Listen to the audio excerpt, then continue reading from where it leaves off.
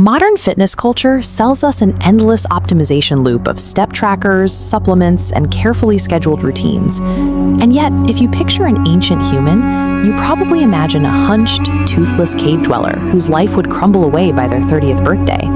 That image is everywhere. But the idea that our ancestors naturally expired in their early 30s is based on a massive misreading of historical data.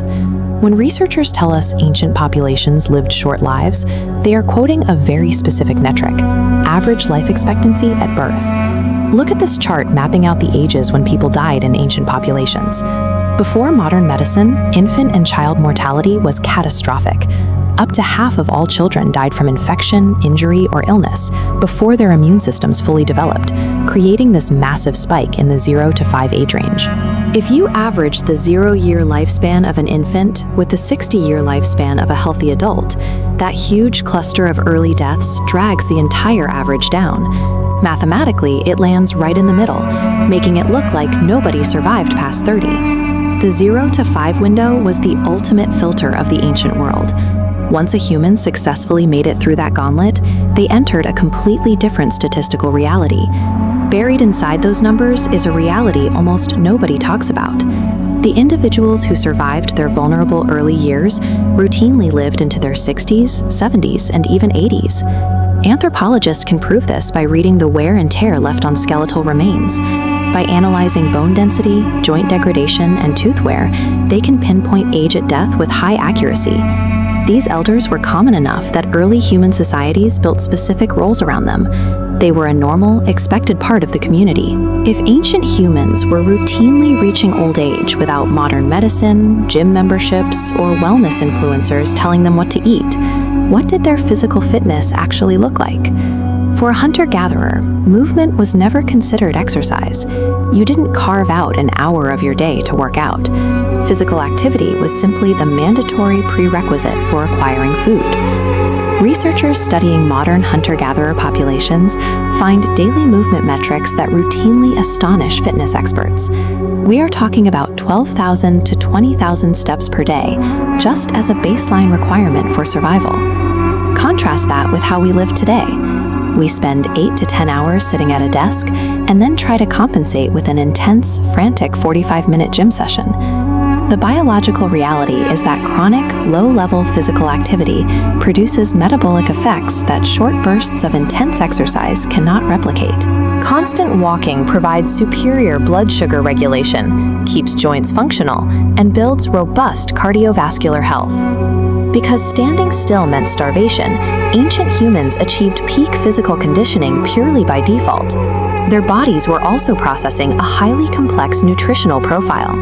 Ancient diets consisted of dozens of seasonal plant and animal species consumed in their natural forms. Intake was dictated entirely by what the landscape provided and what hunger demanded. This technical image of an ancient jawbone shows extreme wear patterns along the teeth. Scientists study this dental wear, along with fossilized human waste, to confirm a massive dietary diversity entirely free of processed inputs. We often celebrate the transition from foraging to farming as civilization's great leap forward. But when humans stopped hunting and gathering and began relying on agriculture, human biology took a severe hit. Comparative data from skeletal records shows that early agricultural populations were visibly less healthy than their ancestors. They suffered from shorter average statures, higher rates of nutritional deficiencies, and chronic dental decay from a grain-heavy diet. Stopping that highly varied, active hunter-gatherer lifestyle to rely on rigid farmed crops resulted in a measurable physical downgrade. It proves exactly how metabolically optimized the ancient human diet really was. But human fitness and longevity were never solo pursuits. Survival in the ancient world was deeply collective. While studying the Hadza people, modern hunter-gatherers in Tanzania, anthropologist Kristen Hawkes noticed something fascinating. The older women in the group, those well past reproductive age, were the most productive, hard-working food gatherers in the entire tribe. This observation led to the grandmother hypothesis. It is an evolutionary theory arguing that the human post-reproductive lifespan extended for one specific reason. Grandmothers were incredibly valuable to the survival of the group. This is exceptionally rare in nature. For the vast majority of animal species, lifespan perfectly mirrors the reproductive window. Once an animal can no longer reproduce, it dies shortly after. Humans live decades beyond that window because the deep knowledge, foraging skills, and childcare provided by these older women drastically increased the survival rates of their grandchildren.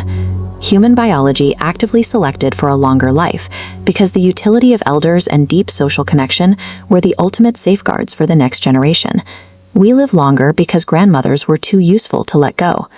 The ancient humans who made it past childhood maintained extraordinary physical conditioning, absorbed highly diverse nutrition, and engaged in mandatory community reliance well into their old age. A multi-billion-dollar wellness industry now exists for the sole purpose of selling us back the precise biological baseline hunter-gatherers maintained entirely by accident. They achieved this level of health by doing everything wrong by modern commercial standards. No protein powders, no tracking apps, but they did everything exactly right by the standards of human evolutionary biology. The most effective longevity program in human history doesn't require a single influencer or gym membership. It requires using your legs, eating whatever the natural landscape provides, and building an unbreakable community.